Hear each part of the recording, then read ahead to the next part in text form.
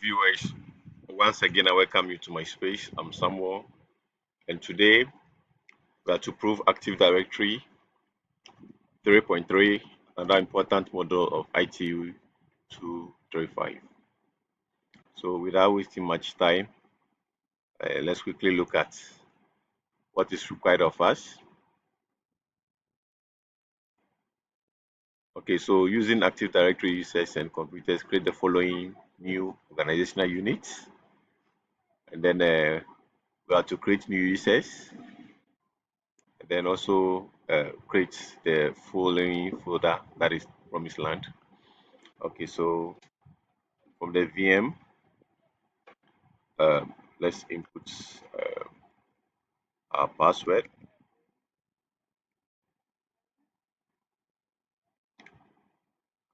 Okay,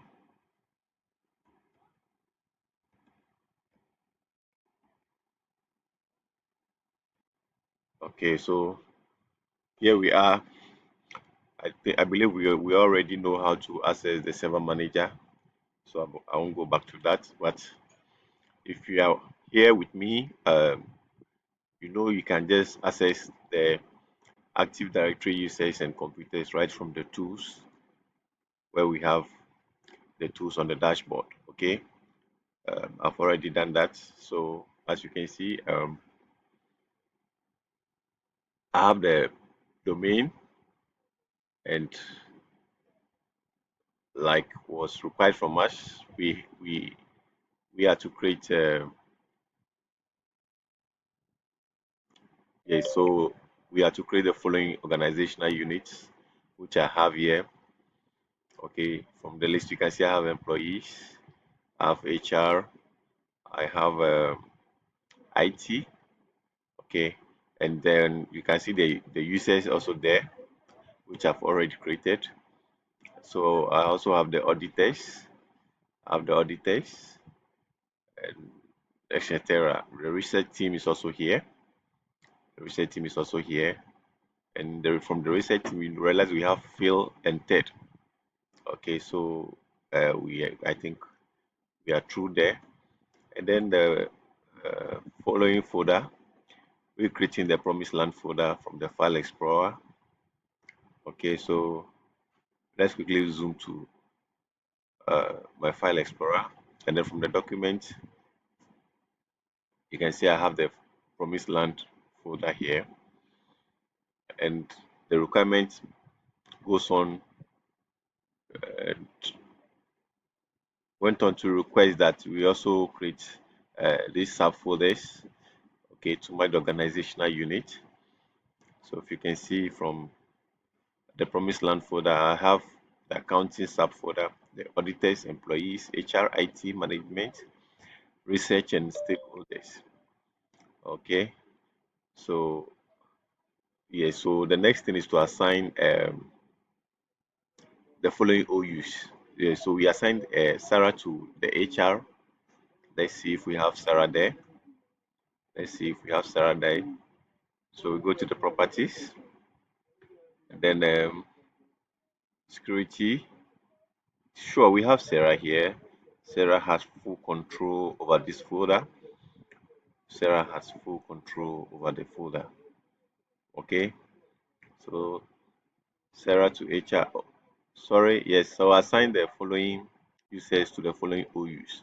I think we've done that already. Sorry, I think we've done that already. So you can see from the HR end, I have Sarah here. I have Sarah here. And then Ted and Phil to research. So research, we have Ted and Phil. And Spencer, Team, Dean to stakeholders. Yeah, I think, yes. So I have them here. So basically, I've actually assigned these users to the respective organizational unit. Okay. So finally, lastly, let's look at the accounting. We have Guy and Steven. So here we have Steven and Guy. Okay, so let's move on. So we assign the following NTFS user permissions. Sarah giving full control to the HR folder. I think this is what I was trying to do. So you can see Sarah having full control over the folder. Okay, yeah. So Ted and Phil are having modified control to the research folder. Ted and Phil. So let's look at the research folder and see what was assigned. Okay, so we go to security, and then we have Ted here having control and Phil. Okay, so Ted, um, Ted is here. So Ted should have Ted. Phil is having a modified control. So Ted should also have a modified control. Okay. Yes. So that is exactly what we've done. Yes. So um, I think we are good to go. So we can still check other folders like uh, let's look at Steven and Guy also having modified control to the accounting folder. Okay.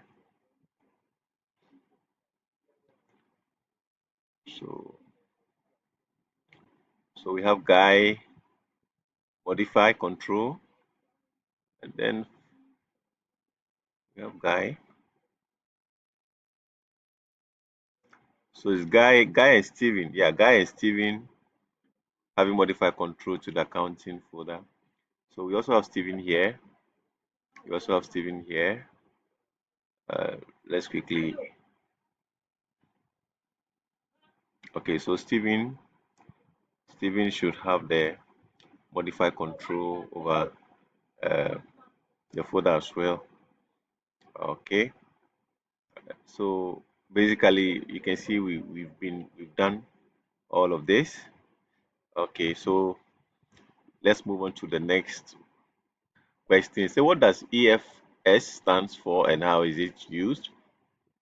EFS basically we know it stands for encrypting file system, uh, and it has its features available in Windows. Okay, and it enables users to encrypt individual files or folders.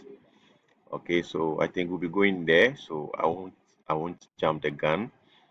Okay, so to do that, let's quickly move on. Create a new file titled employee list txt in HR folder. So we go there, and then that is the that is the file. So to encrypt it, we quickly go to the properties, and then to the advanced, and then we make sure that the encrypt content to secure data is checked. Okay. Yes. So I mean that is a quick one. Okay. Mhm.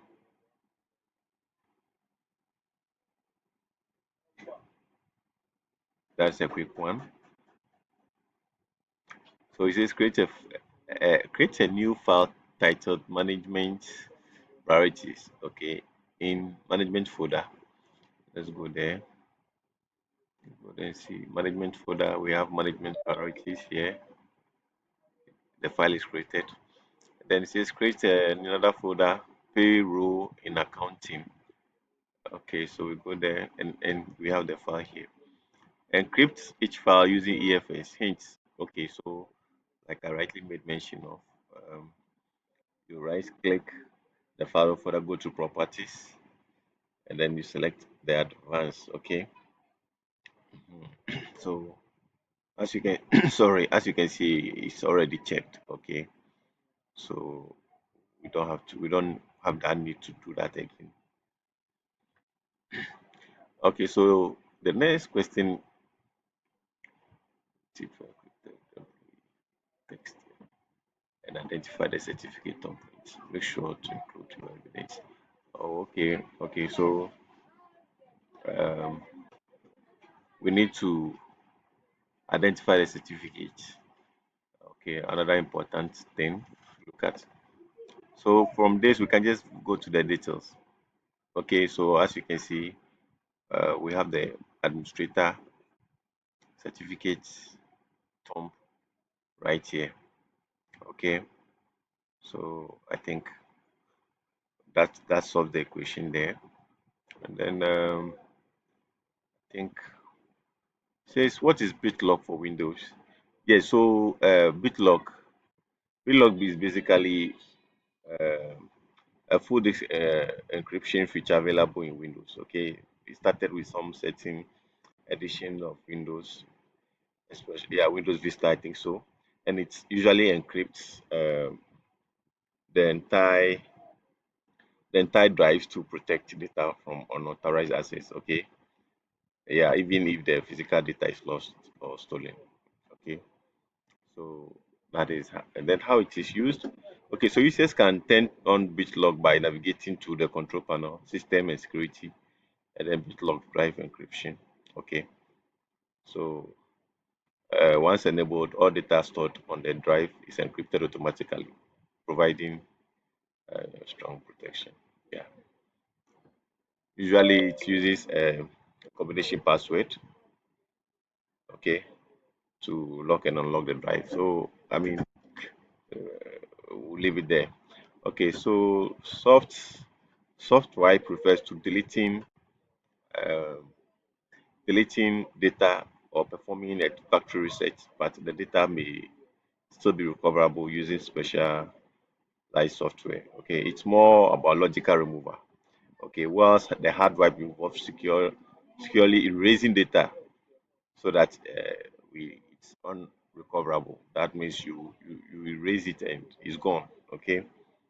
Yeah. So it's often uh, done by overwriting the drives usually multiple times. Yeah.